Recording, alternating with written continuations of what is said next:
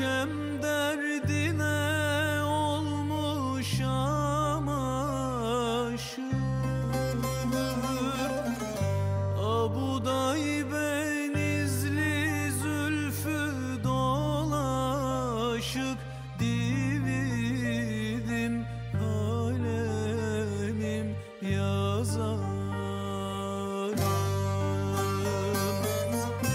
Böyle bir yavrunun derdi var bende, yar bende, oy bende.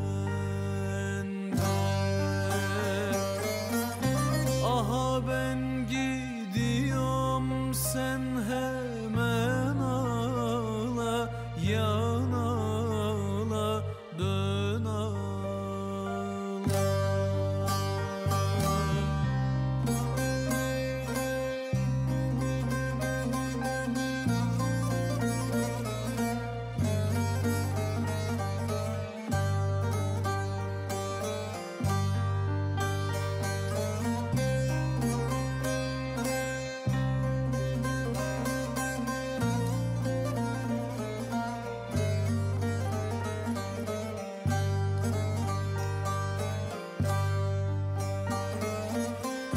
Yüce dağ başından indiremedim.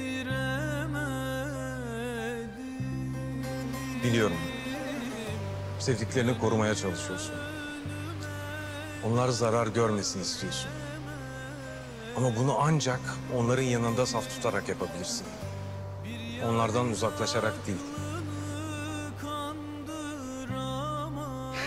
Bu ellerinizi sakın ola ki bırakayım demeyin. Sakın.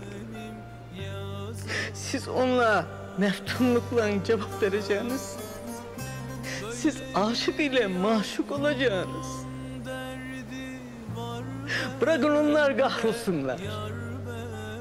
Siz birlikte duracaksınız. Siz birlikte duracaksınız ki bırakın onlar darmadağın olsunlar. Siz birbirinizden asla ayrılmayacaksınız. Asla ayrılmayacaksınız.